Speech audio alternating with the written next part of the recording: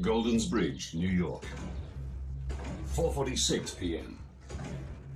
Father of three, Ray Romano, is leaving on a business trip to Europe. Lynn, are you almost done, honey? Just finishing up. Is it time already? It's time. I just made partner in his accounting firm that he worked for his entire life. He was just an all-around good man.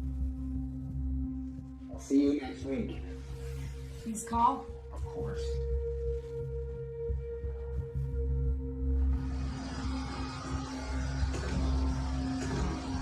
At 7:45 p.m. Eastern Daylight Time. New York's JFK Airport. 215 passengers board Swiss Air Flight 111, bound for Geneva, Switzerland. Ray Romano is in row 9, near the front of the plane. Does he have a ticket? No. Is he going to sit with you? Yes. Okay then.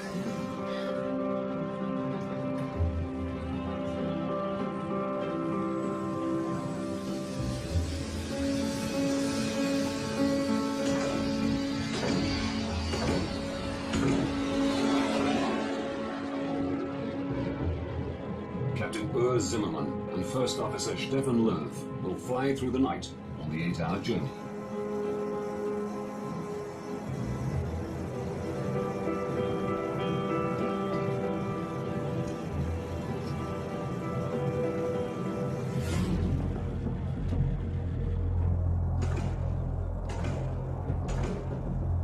"52 minutes into the flight, Swiss Air 111 is cruising at 33,000 feet above the coast of Nova Scotia, Canada. Riechst du was? Ja, mal, ich schmecke da schon etwas da. Aber ich weiß nicht, wo das ist.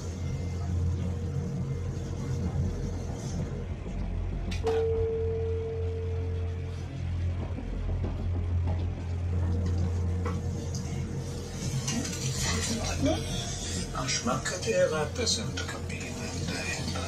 Ich kenne hier drin riecht etwas komisch, aber draußen in der Kabine gar nicht. Nein, nicht gar nicht. Nein, gar nicht. Just air conditioning, huh? Yeah.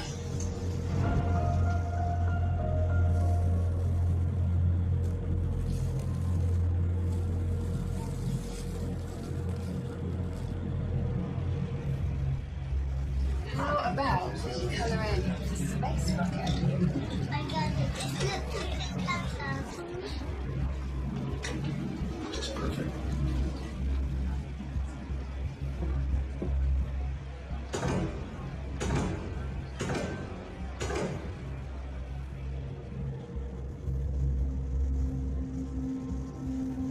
Irgendwelche Pläne für zu Hause?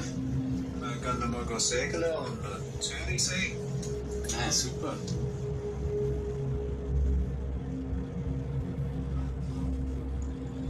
Ich finde es nicht so gut da. Ha? Schau mal da. Das ist gar nicht so gut. Captain Zimmermann decides to land and get the plane checked. Swiss Air 111 Heavy is declaring pan. We have smoke in the cockpit. Request immediate return to a convenient place, please. I guess Boston. Air traffic control tells him Halifax Airport is much closer than Boston, just 122 kilometers away. Would you prefer to go into Halifax? Affirmative for Swiss Air 111 Heavy. We prefer Halifax for our position.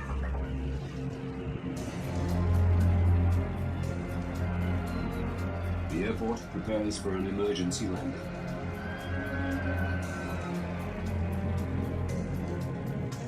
The smoke has gone, but the pilots still want the plane checked.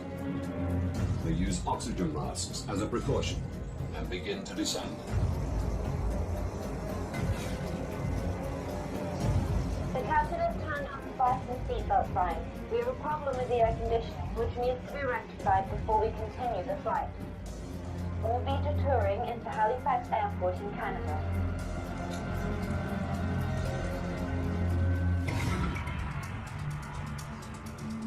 Moncton Air Traffic Control Center, New Brunswick.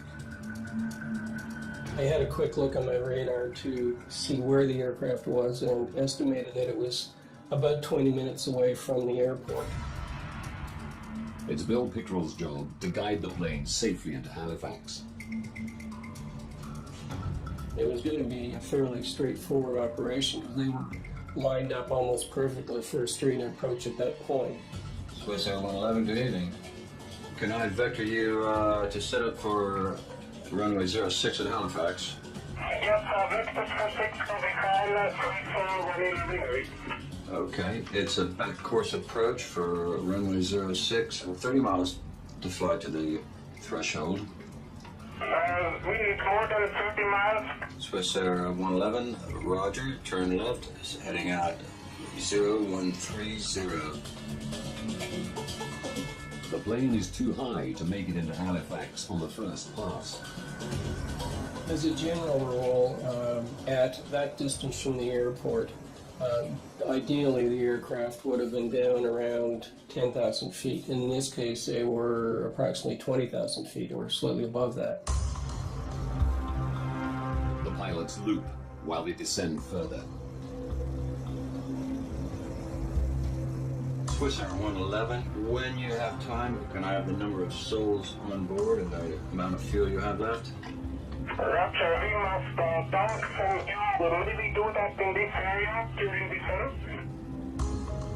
My reaction was to turn to my colleague and say, oh no, he has to dump fuel now, and then immediately look to see where it would be safe to do it and at the same time keeping close to the airport. Pickrell suggests they dump over the airport or detour further and dump over the ocean. The pilots choose the ocean. It'll be about 10 miles before you're off the coast. You're still within about 25 miles of the airport if you have to get to the airport very quickly. Okay, that's fine for us. Please tell me when we can start to dump the fuel.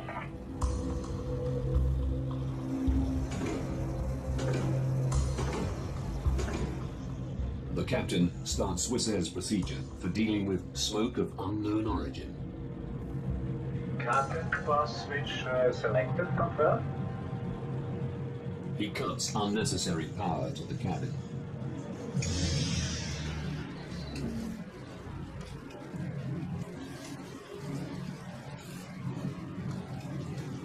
Excuse me.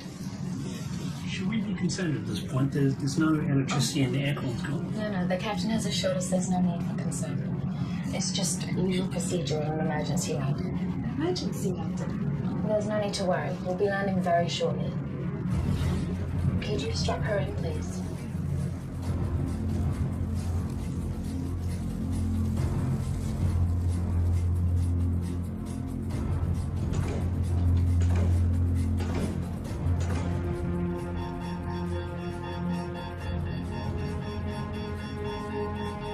Die hadden den Autopiloten verloren. Der Autopilot ist weg. Herr Gott, Stefan, wir haben ein Feuer. Ruf einen Notfall. I'm here to get the emergency line. Please hurry up. Copy that. Oh my God. The aircraft is at least 6 minutes from the airport. In the background, I could hear a master warning tone to the pilots, and I had no idea of what that meant.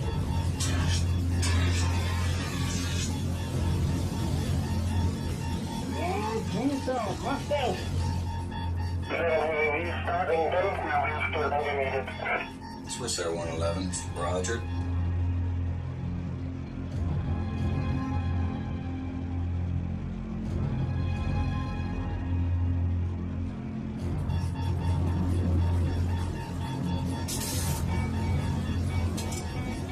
Wir haben die Ausstattung großartig verloren.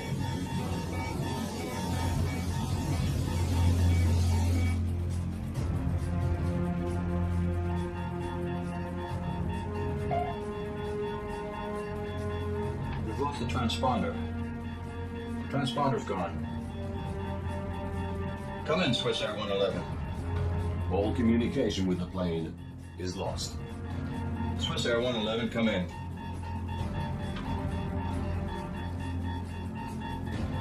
Air traffic controllers can now only follow its path on their radar. Swiss Air 111, come in.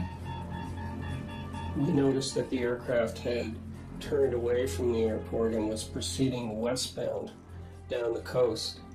And that was when we realized that something had gone horribly wrong.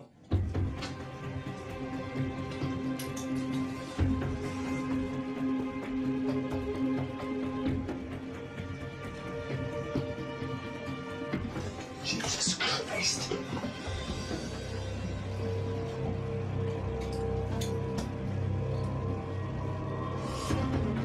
Please, move seats to the back. Go straight down. My colleagues will help you.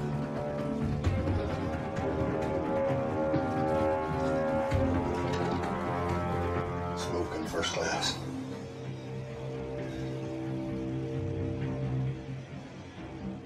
For 6 minutes, Bill Pickrell watches the plane's erratic course. It was a very, very helpless feeling to just sit there and not be able to do anything about it.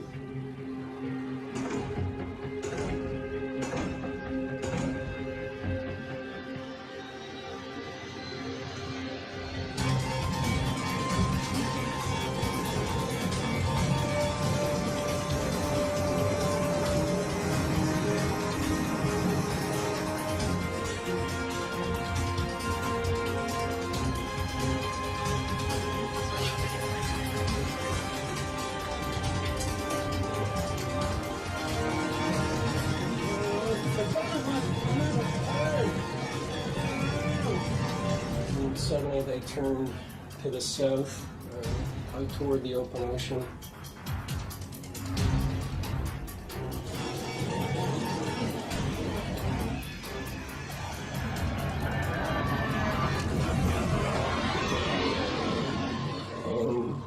And the aircraft disappeared. Oh my God, I think we've lost her. I think we've lost it. Swiss Air 111, come in. Swiss Air 111. Oh my God.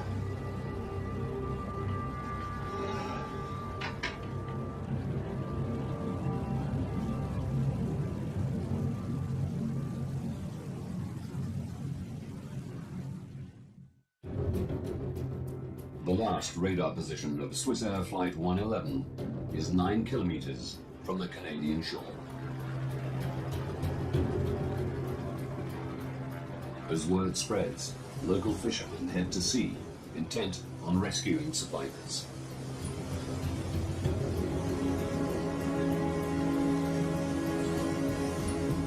I think now to jump in the boats in the night time and go and help them out as much as you can. It's just a natural thing to do.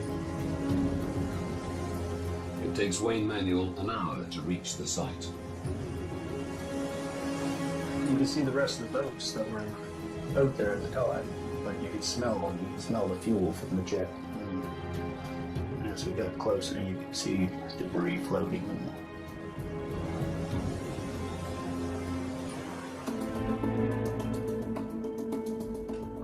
865 kilometers away, in Golden's Bridge, New York, Lynn Romano is catching some news. The pilot managed to radio there was smoke in the cockpit before the plane disappeared off radar at 1,000 feet of altitude. I saw that there was a plane crash, which always sent chills through me. And I made the sign of the cross because I wanted to, pray for these people, whether they were alive or dead. No one knew then. It was on a flight out of New York on its way to Geneva. Tom, tell us what you've been seeing and hearing from your position. The more I watched the news, the more I realized that this was his flight. All evening long, emergency vehicles have been positioned along the coastline waiting for possible survivors. I called the 800 numbers. I said, look, it's Swiss Air Flight 111. He's in seat 9F. I have all of the information here. Somebody's got to tell me. that he was on this aircraft. Was it Swiss Air 111? I knew that it was the same aircraft.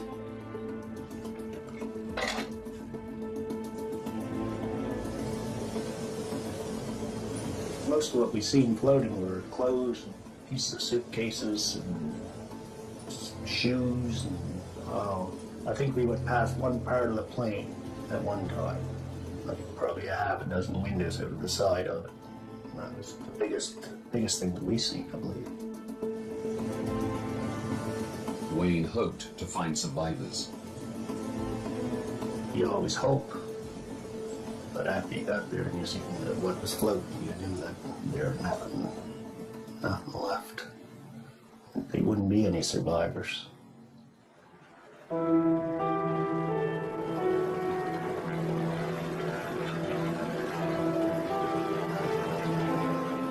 The devastating news is confirmed at daybreak. All 229 people on board Swiss Air Flight 111 have perished. They basically told me, you know, there were no survivors, and I really don't remember much after that.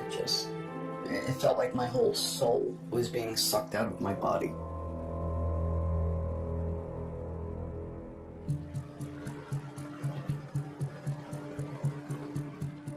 The Canadian Transportation Safety Board launched an investigation.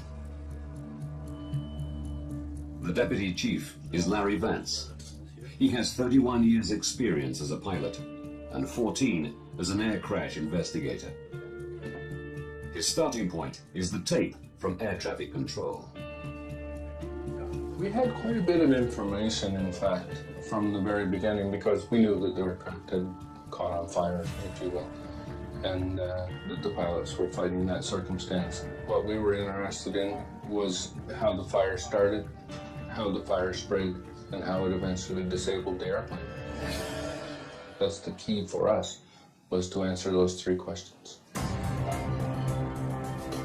Now, by going deep into this investigation, we can reveal what caused a modern passenger airliner to plummet into the Atlantic Ocean, killing everyone on board.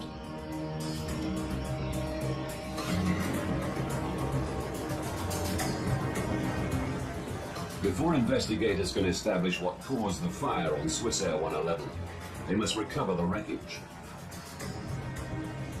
Over 20 agencies from Canada, the US, and Europe are drafted in to help.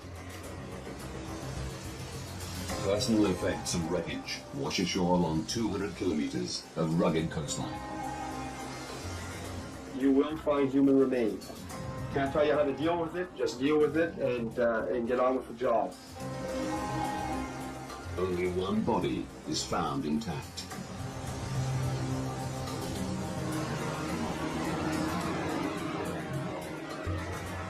Divers and remotely operated vehicles scour the wreckage 54 meters under the sea.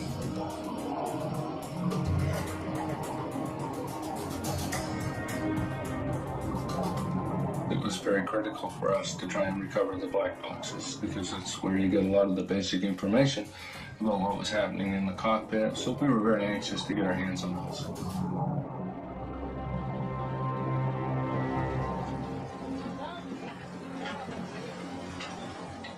Within 9 days of the crash, both black boxes are found intact. Do we see the emergency check, least the air conditioning smoke? The team learned that the pilot first smelled and then saw smoke. Stefan, that office wreck. But after the smoke cleared, it returned, bringing fire with it. Swiss Air 111, check you're cleared to start the fuel dump.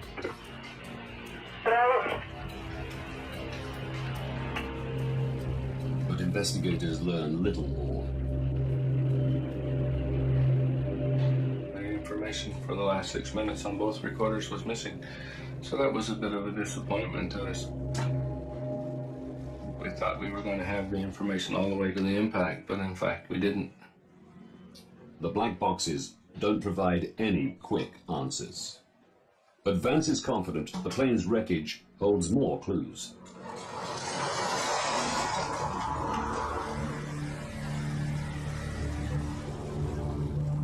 It takes months to retrieve the wreckage and personal effects.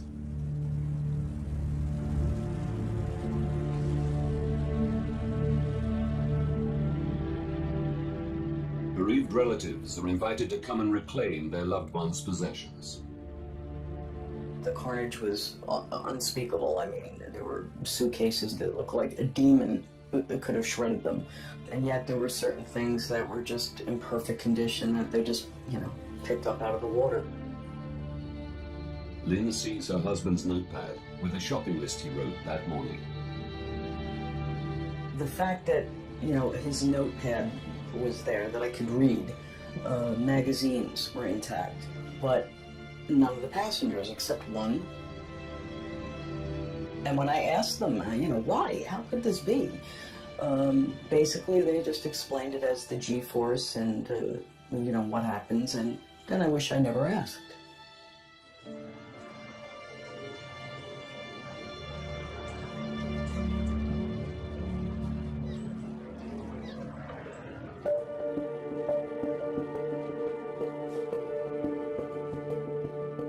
Eventually, 98% of the plane is recovered. But it's in over 2 million pieces. The difficult task of finding clues is made easier as the plane crashed not on land, but in water. It presented us with a very unique opportunity, because not very many times are you going to have an event where you have a full-fledged fire in progress, extinguished all at the same time, all instantly, so it preserves that fire in that moment of time. Investigators' priority is to establish where the fire began and what initiated it. Don Enns is the Transportation Safety Board's senior technical investigator. He heads the investigation's fire group. The first bits that came up that were identified as fire damage were from the either the cockpit or the first-class galley or the first-class compartment. So we're looking at that area. Seeing that all the fire-damaged wreckage is from the front of the plane, the team decides the best way to understand what happened is to reconstruct it. Like a 5,000-piece puzzle, the wreckage is painstakingly attached to a full-size wire jig. As you put more of the stuff together, the picture became more and more clear. I can remember looking at the roof of Galley 1 in particular, and seeing all the heat damage from the outside in, which is actually putting the heat source above the galley. The reconstruction shows that the fire was raging not in the galley, but out of sight above it, in the attic space, which runs the full length of the plane. It houses electronic equipment, wiring, air conditioning components, and insulation. There were no smoke detectors in the attic, and no requirement to have them. Passengers would have absolutely no idea what was going on until the fire actually came through the ceiling, and even that would only have happened in the first-class galley, maybe in the first-class section. At the back of the airplane, business class and economy class, they would have absolutely no idea that anything was amiss. A bulkhead wall divides the attic into 2 compartments, with a small tunnel for wiring to pass through. By understanding who could smell the smoke when, from the black box recordings,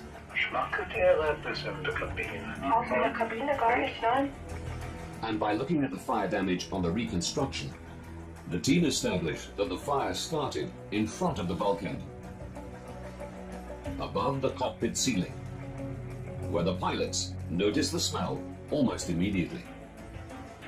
If it had started behind that bulkhead wall, it would have done a lot more damage, more rearward into the fuselage, and the people in the back of the airplane would have smelt the smoke and odor before the people in the cockpit did. Now they know where the fire started.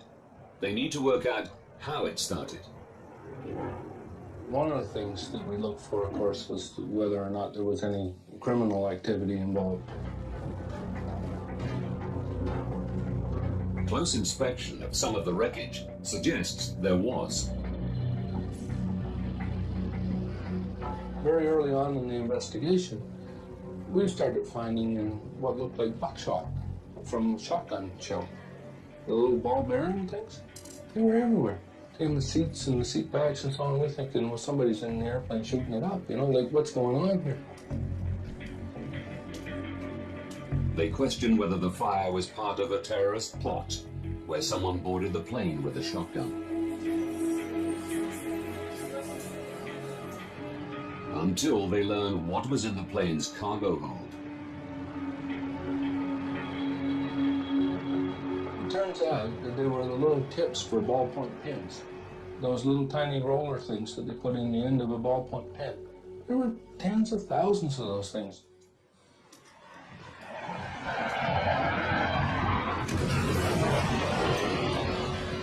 The plane hit the sea with such force, it shot the ball bearings through the cargo hold into the cabin and cockpit. With criminality ruled out, Vance and his team must consider other possible causes of Swissair 111's fall. They know where the fire started. They knew it was up above the ceiling in the cockpit area. And then you start looking for potential ignition sources up there. And right away, the obvious one that comes to mind is wiring. The plane housed 250 kilometers of wiring. 3,000 pieces have been collected from the crash site. Air crash investigator Jim Foote knows his team's task is enormous. First, they must try to identify where each wire came from. The B wires were from basically in the cockpit back to the first door.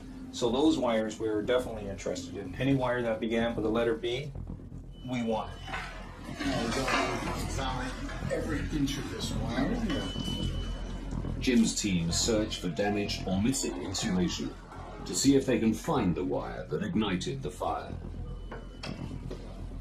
Any wire, if you get the wire rubbing against a metal piece, then you can wear through that insulation. And if that wire is powered, then you could have an arcing event as it touches that structure.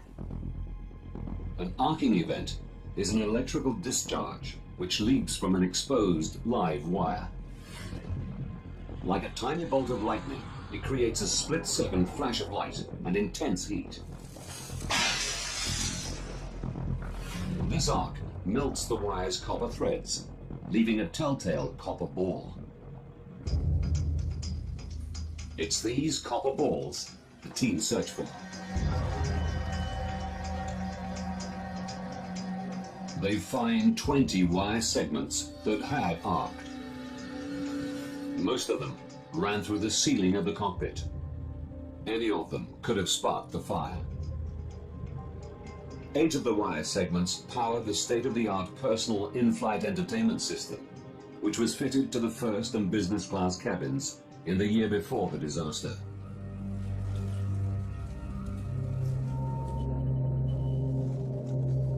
But despite extensive testing, investigators can't pinpoint which arcing event ignited the inferno. Quite disappointed with all the effort that we had put in, all the material that we had recovered, that we hadn't isolated ourselves down to the lead event arc. Analysis of the wiring comes to an end. Jim Foote is resigned to not finding the initiating arc. But as he packs up, he takes one last look at one of the arced wires from the in-flight entertainment system. He wasn't treating them quite as carefully as he had in the past, so he was opening up the ends that were all crumpled up. I started to unravel these wires.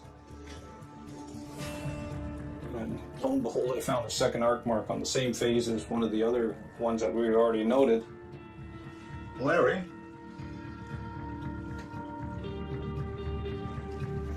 Have a look. I knew these wires well enough, and Jim knew them well enough that when I looked through that microscope and I saw that tiny little arc, I thought, wow, that's it. We found it. Jim found it. To confirm that this is the arc that sparked the fire, they place it into a mock-up of the cockpit ceiling's wiring system.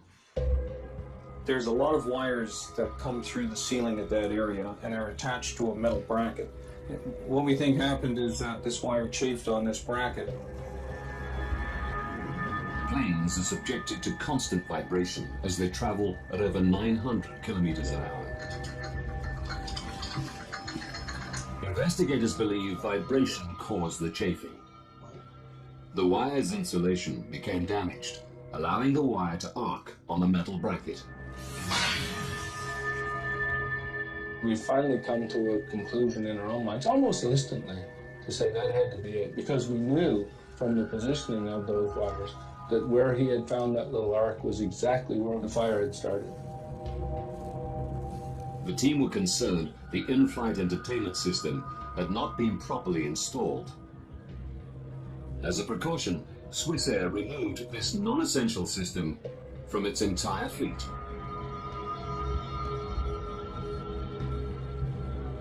We can begin to speed up this process. Investigators had found the source of the fire on Swissair 111, but there were more questions they wanted to answer. They knew the pilots couldn't prevent the fire. They needed to know whether they could have prevented the crash. As investigators, you have to say what circumstances were these pilots in that caused them to do what they did that led to the eventual loss of the aircraft. Vance and his team scrutinized the decisions they made in the minutes before impact. The black box recordings tell them that the cockpit filled with smoke and fire just moments after the pilots turned off excess power to the passenger cabins. One of the things that they ended up turning off is they turned off the recirculating fans which are in the back, and that changed the whole airflow for the fire. These fans had drawn the blaze through the bulkhead, away from the cockpit area. Once switched off, the blaze changed direction. It just went like that. It changed just right off the bat. The fire raged above the cockpit, burning through the ceiling and disabling critical aircraft systems. It took almost all of the pilot's instruments that they used to control the airplane, to fly the airplane, to keep it upright, to know which way's up and which way's down. And these instruments all started to fail, all in and around the same time. The stricken plane was no longer flyable. But the pilots are not blamed for turning off the power to the passenger cabins. They were following Swissair's procedure for managing smoke of unknown origin. Ultimately, there was one critical decision the pilots made in the minutes before the crash, which attracted widespread criticism. There are still questions about whether the pilots took too long to try an emergency landing. Investigators say they turned towards Halifax, but then looped again over the sea to dump fuel. The pilot's choice to dump fuel added minutes to the flight. It was a procedure they could have ignored. Investigators want to know whether this detour cost the lives of the 229 souls on board. So what was our initial altitude? It was 33,000 feet. They calculate that for a direct approach to Halifax, the pilots should have started their descent at the moment they declared pan, pan, pan. But at this time, they didn't know that Halifax Airport was an option. Furthermore, a fully functioning plane would have needed 13 minutes to make the descent. Theirs was only flyable for 10. By the time they decided they were going to dump fuel, they weren't going to make it to Halifax anyway. They were going to crash somewhere. Their decision on whether or not to dump fuel did not make one iota's worth of difference as to whether or not they were going to live or die. Captain Urs Zimmermann and First Officer Stefan Löw are cleared of any responsibility for the crash of Swissair 111.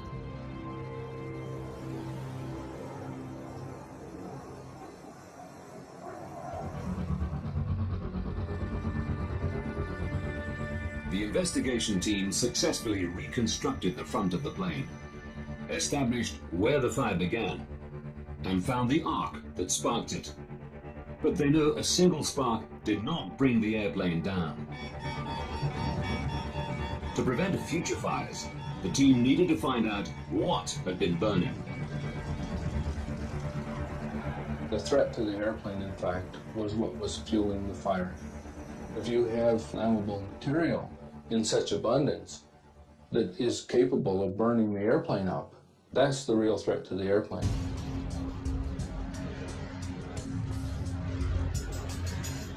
All the materials in American planes have to pass the US Federal Aviation Authority's flammability test before they can be used. But something in Swissair 111's attic was clearly very flammable. I can think of nothing in the areas that exist that would promote burning. Their attention is drawn to the shiny metallized material that covered the fiberglass insulation, MPET, more commonly known as metallized mylar. We recovered some of that insulation blanket cover material, the metallized mylar, floating on the ocean. There was little pieces of it. And what do you suppose? But it showed burn marks. It showed that it had been on fire. Metallized mylar was installed in 699 US registered planes. If it had fueled the fire, all of them were also at risk. We had enough of it that we were recovering that wasn't burned, that we took a wee bit of it and set it on the hangar floor and touched a match to it.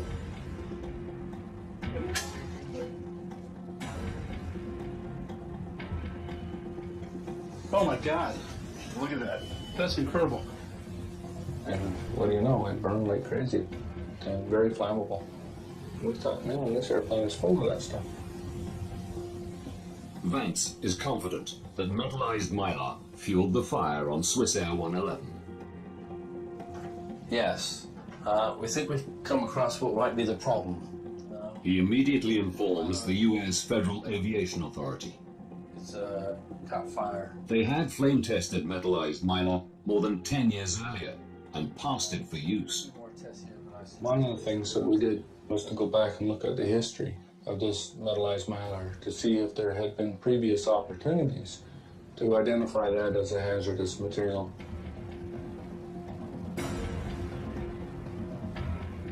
And in fact, we found several events during which metallized mylar was on fire in airplanes.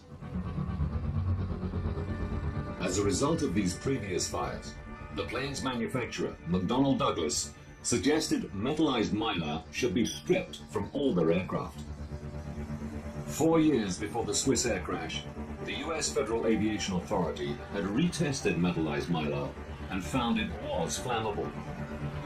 But they didn't ban it. The fact is that none of them had caused the loss of life.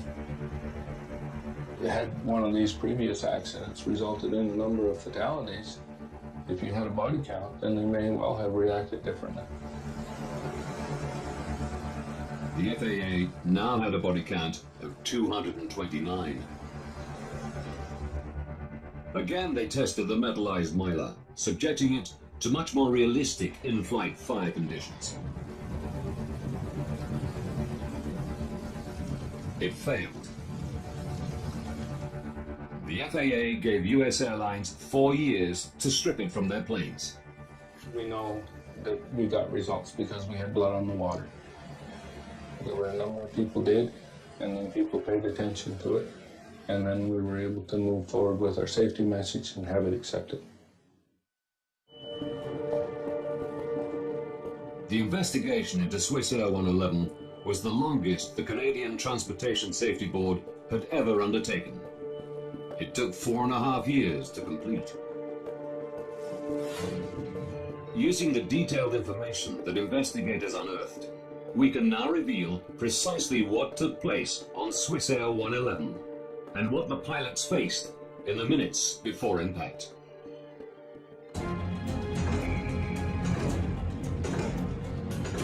"21 minutes to disaster.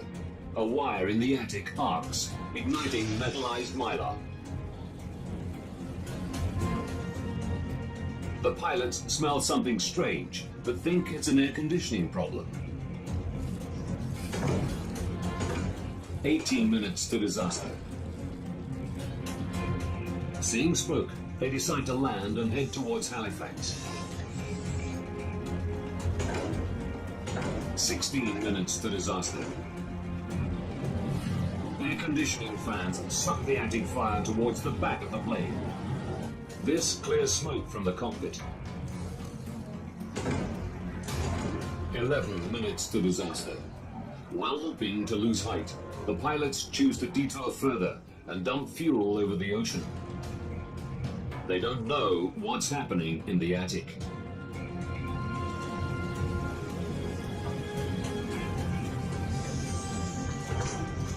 Eight minutes to disaster. The captain cuts power to the cabin.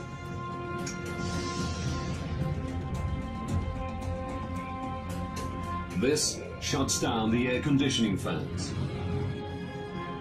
allowing the inferno to rage directly above the cockpit. 7 minutes to disaster. The blaze destroys the autopilot system, forcing the pilots to fly manually. Only now do they realize the enormity of the problem. Investigators suspect Captain Zimmerman fights the fire, leaving First Officer Loeb to fly the stricken plane. 6 minutes to disaster. The fire disables the flight displays, communications with air traffic control, and the black boxes. In the searing heat, First Officer Loeb struggles to keep control, but the plane is no longer flyable.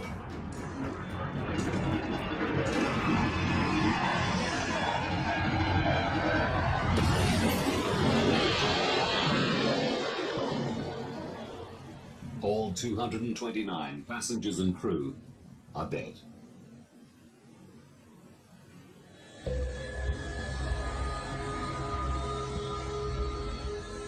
To ensure against further loss of life, Canada's Transportation Safety Board made recommendations. Many have been adopted globally by the aviation industry.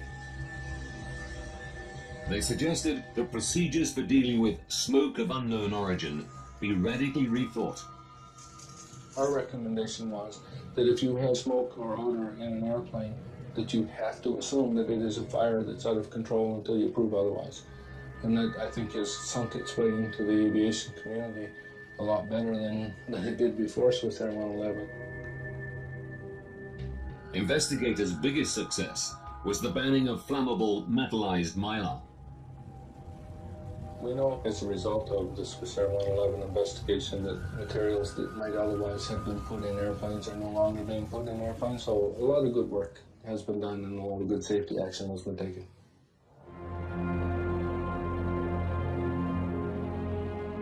While metallized mylar is no longer used in Western countries, airlines in some developing countries have not been persuaded to remove it from their planes. Lives are still at risk.